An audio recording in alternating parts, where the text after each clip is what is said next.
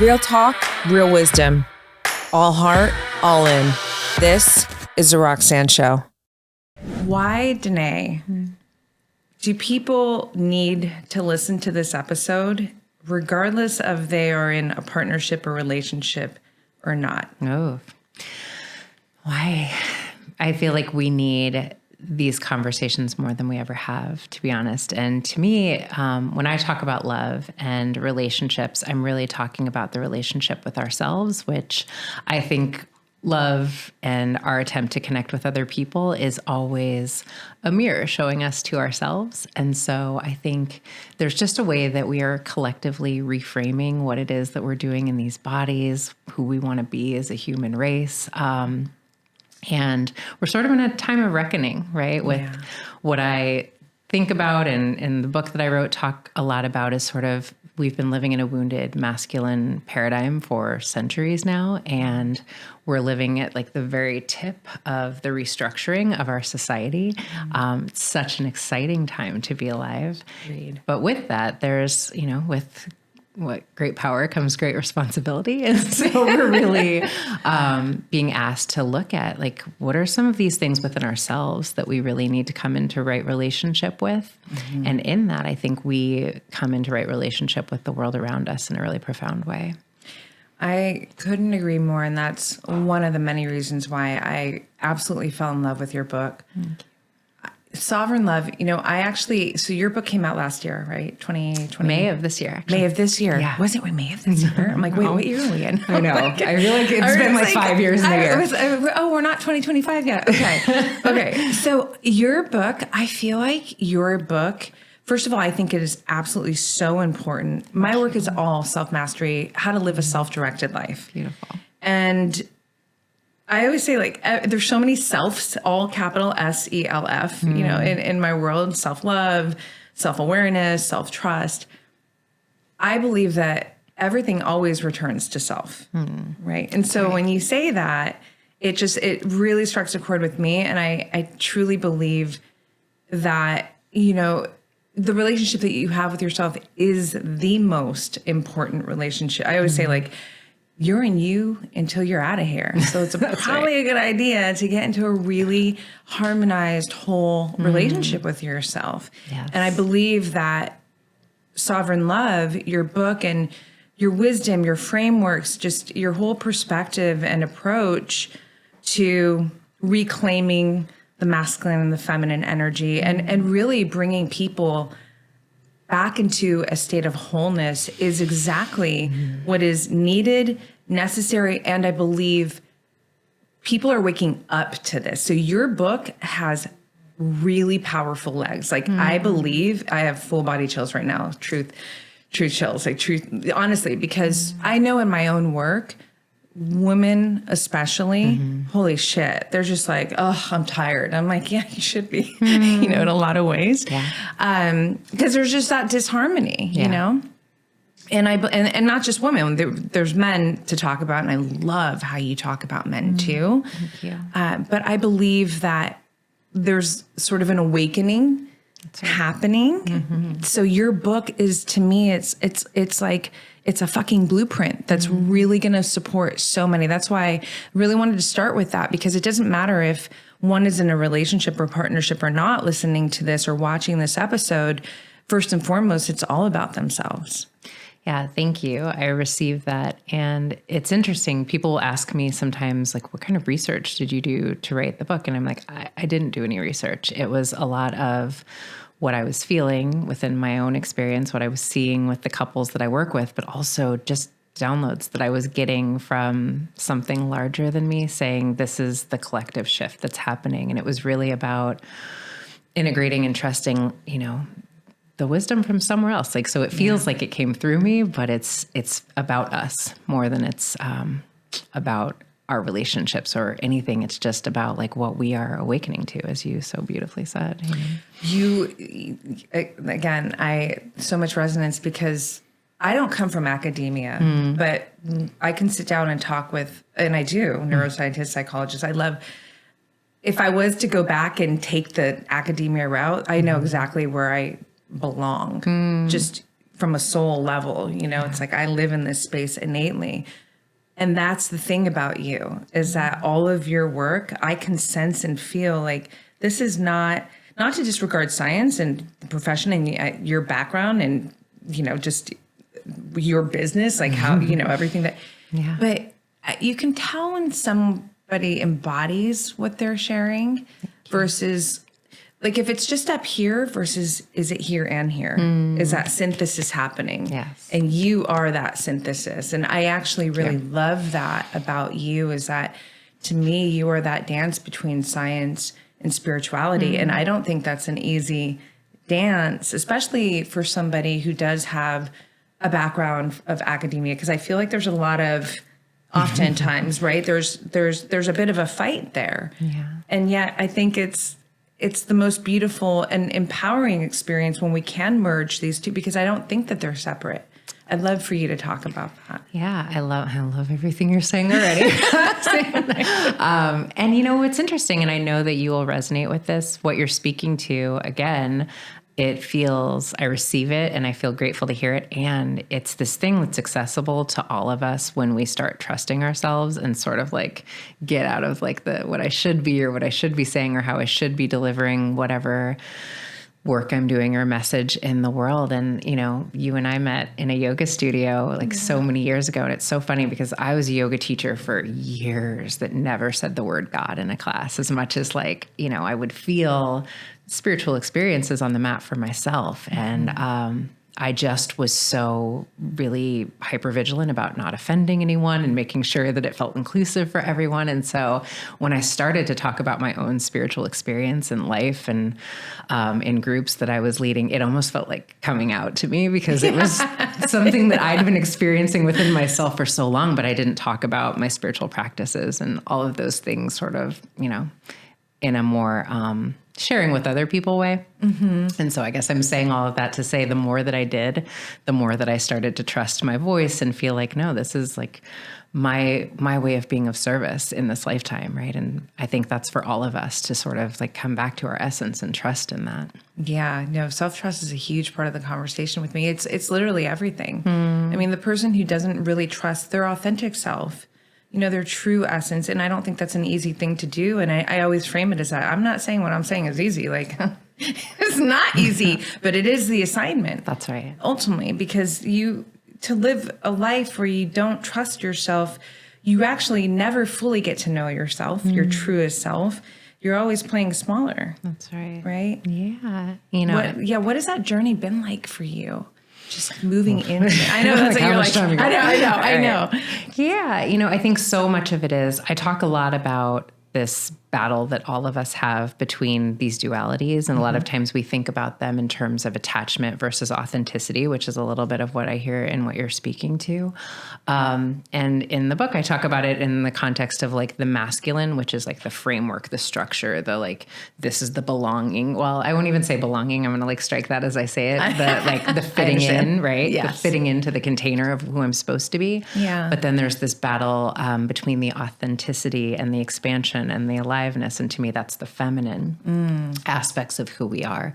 But in the beginning of our lives, we're aware that we need the attachments. We're aware that we need to fit in for survival, right? So it's sort of, you know, we have a family of origin or the community around us, and we're sort of assessing for safety. And there's a lot of things that we learn about who we need to be safe in the world. And a lot of times that is the fitting in, that is making my essence, my feminine aspects of self smaller so that I will be accepted and I won't be in that space of what we all fear to some extent, which is exile from the larger community, right? But then it's that thing of, I think Anais Nin has this quote that's like, and then, right? She's my everything. But then it's like the day came where the pain of being in a bud became so large that I had to, I don't know, I'm butchering the quote, but you know, whatever, right? Where she couldn't stay contained anymore. Yeah. And I think that happens for all of us. I think there's a point where the pain of keeping ourselves small, not stepping into our lives' potential or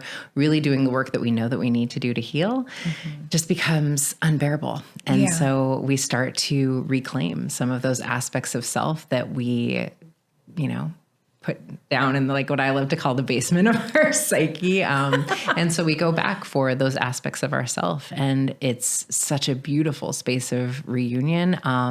But to your point before, it's really, really scary because what is in the shadows, like those dark aspects of self, which is the feminine, which is the unknown. Yeah.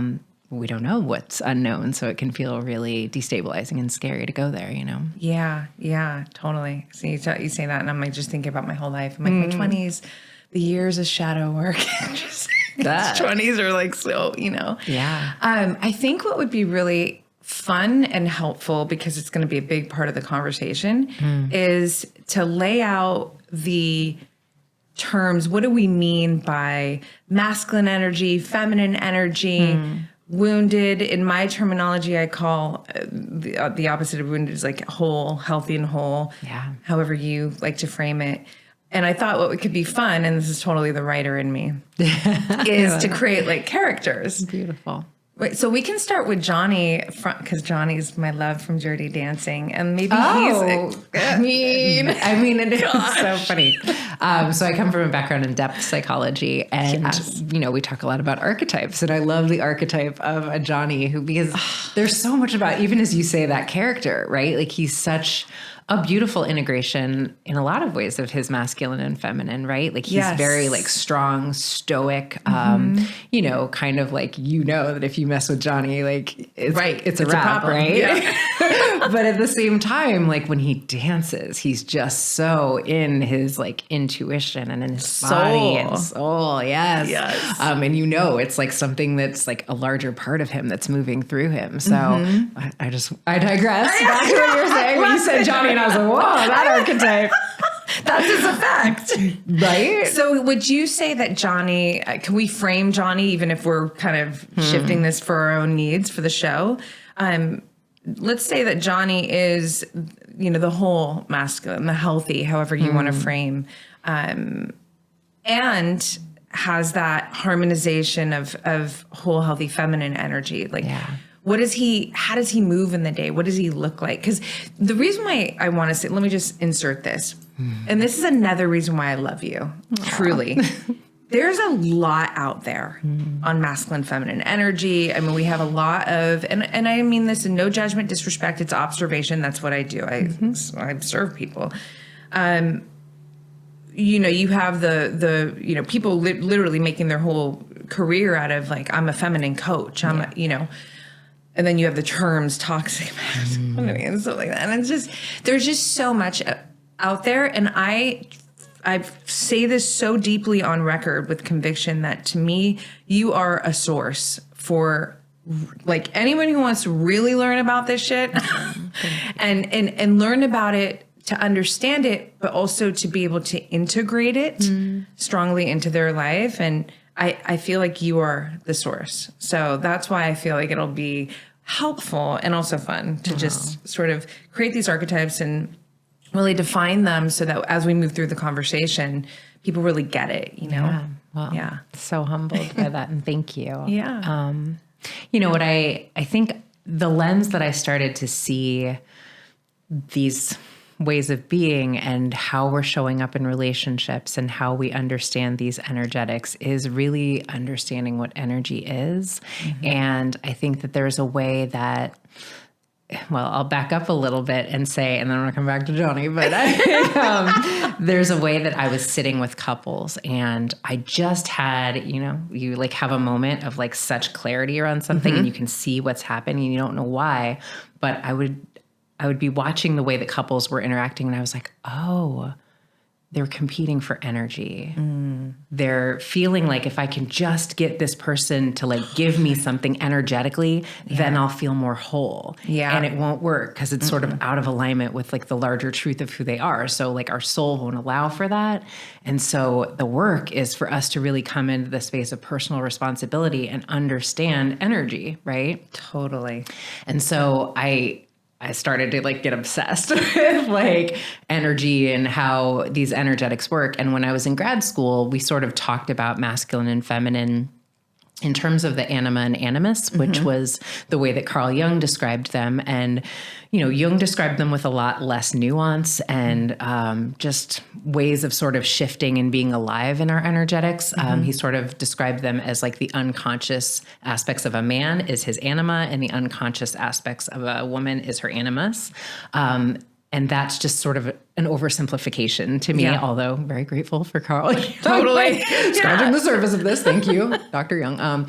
And I think that there is a way that when we understand that these energies are alive in all of us, it becomes like such a power source for us to understand, like, no, I am always able to be in relationship with what's happening with me energetically and reclaim my energy. And to the point you were making a moment ago, I think what's missing, or what was missing a lot of times in some of the polarity teaching that I saw, in the cultural zeitgeist, is that it's just still a real outsourcing of our power, right? So it becomes like, when I have a man who's in his strong masculine, I can soften into my feminine. And it becomes a little bit of like, well, I need something outside of me, again, that competing for energy in order for me to believe that I'm whole. But I don't actually think that's the work of our lifetime. I think our work is to really come into remembrance of our wholeness. And how do I make that my practice to come back to wholeness again and again forever? Amen. But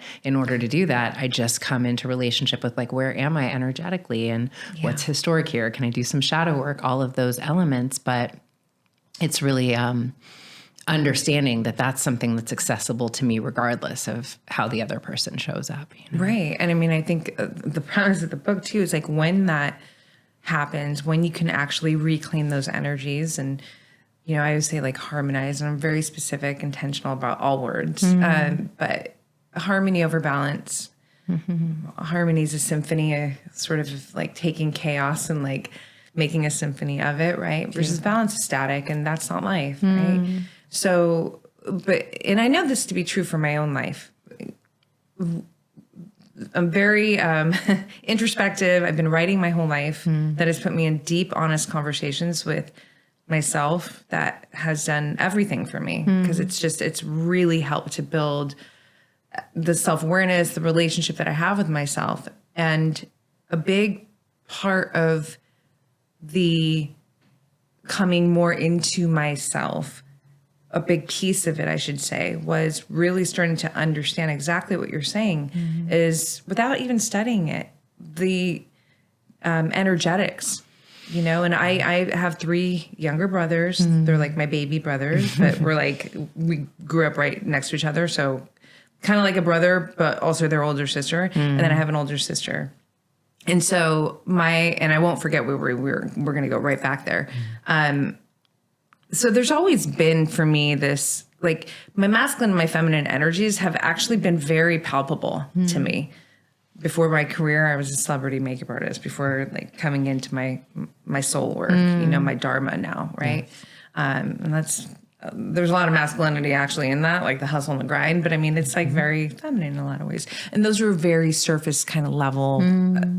But my point is to say that I was able to learn more about myself the more I started to learn about the energetics that were happening, that I'm functioning with, and where I might be overcompensating, or maybe there's like so just had to insert that to really ultimately, through personal journey, validate what you're saying right now.